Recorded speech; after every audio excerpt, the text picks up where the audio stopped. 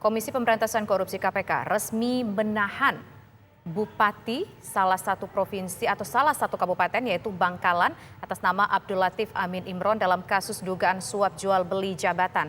Kita akan langsung menuju ke KPK pemirsa untuk menyimak konferensi pers tersebut. Yang berupa penahanan terhadap tersangka terkait dugaan tindak pidana korupsi berupa suap pengurusan perkara di Mahkamah Agung. Pada hari ini Kamis 8 Desember 2022, kami akan menyampaikan informasi yang masih terkait dengan penyidikan perkara dugaan tindak pidana korupsi berupa suap pengurusan perkara di Mahkamah Agung Republik Indonesia. KPK sebelumnya pun telah menyampaikan pada publik terkait dengan penetapan pengumuman 13 orang tersangka yang terdiri dari 1 SD, Hakim Agung pada Mahkamah Agung, GS, inisial GS, Hakim Agung pada Mahkamah Agung juga, inisial PN, Hakim Justisial, Panitera Pengganti pada Kamar Pidana Mahkamah Agung RI, dan Asisten Hakim Agung GS. RN, Staf Hakim Agung GS. ETP, Hakim Justisial, Panitera Pengganti pada Mahkamah Agung. DY, PNS pada Kepanitraan Mahkamah Agung.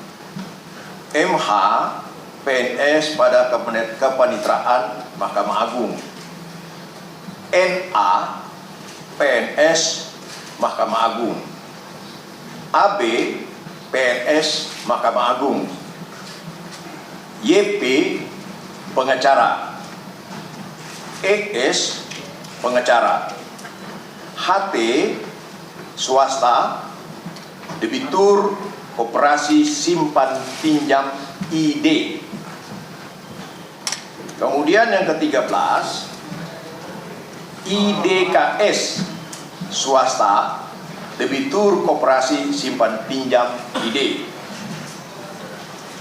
Untuk kepentingan proses penyidikan, tersangka GS dilakukan penahanan oleh tim penyidik KPK selama 20 hari pertama yang dimulai pada tanggal 8 Desember 2022 sampai dengan 27 Desember 2022 di rutan KPK pada Pomdam Jaya Butur.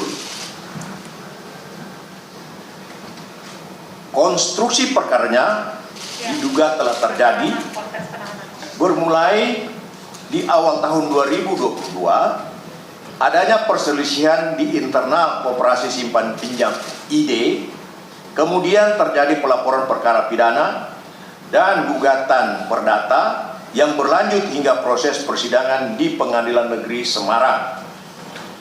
YP dan ES ditunjuk oleh HT sebagai pengacara untuk mendampingi selama 2 proses hukum tersebut berlangsung. Terkait perkara pidana, HT melaporkan Budiman Gandhi Suparman selaku pengurus KSP ID karena adanya pemalsuan akta dan putusan di tingkat pertama pada Pengadilan Negeri Semarang dengan terdakwa Budiman Gandhi Suparman dinyatakan bebas. Langkah hukum selanjutnya yaitu jaksa mengajukan upaya hukum kasasi ke Mahkamah Agung Republik Indonesia. Agar pengajuan kasasi jaksa dikabulkan, HT menugaskan YP dan ES untuk turut mengawal proses kasasinya di Mahkamah Agung. Karena YP dan ES telah mengenal baik dan biasa bekerja sama dengan DY sebagai salah satu staf di Kepanitraan Mahkamah Agung untuk mengondisikan putusan, maka digunakanlah jalur DY dengan adanya kesepakatan pemberian uang sejumlah sekitar Singapura dolar 202.000 atau setara dengan 2,2 miliar rupiah. Untuk proses pengisian putusan, DIY turut mengajar NA yang juga selaku staf di kepenetraan Mahkamah Agung, dan NA selanjutnya mengkomunikasikan lagi dengan RN selaku staf Hakim Agung GS dan PN selaku asisten Hakim Agung GS sekaligus sebagai orang kepercayaan dari GS yang adalah salah satu Hakim Agung di Mahkamah Agung RI. GS kemudian ditunjuk menjadi salah satu anggota Majelis Hakim yang menangani perkara terdakwa Budiman Gandhi Suparman. Selama proses kasasi, RN dan PN selalu aktif mengkomunikasikan keinginan HT, YP, ES, dan GS. Keinginan HT, HP, dan ES terkait pengondisian putusan kasasi terpenuhi dengan putusnya terdakwa Budiman Gandhi Suparman dinyatakan terbukti bersalah dan dipidana penjara selama 5 tahun. Dalam mengondisikan putusan kasasi tersebut, sebelumnya juga diduga telah ada penerimaan uang pengurusan perkara melalui DY yang kemudian uang tersebut diduga dibagi di antara DY, NA, RN, PN, dan GS. Sumber uang yang digunakan YP dan ES selama proses pengondisian putusan di Mahkamah Agung berasal dari ST. Berikutnya, sebagai realisasi janji pemberian uang, YP dan ES juga menyerahkan uang pengurusan perkara di Mahkamah Agung tersebut secara tunai sejumlah sekitar US dollar Singapura 202.000 melalui DY. Sedangkan mengenai rencana distribusi pembagian uang sebesar uang Singapura dolar sebesar 202.000 tersebut dari DY kepada NA, RN, PN, dan GS masih terus dikembangkan lebih lanjut oleh tim penyidik.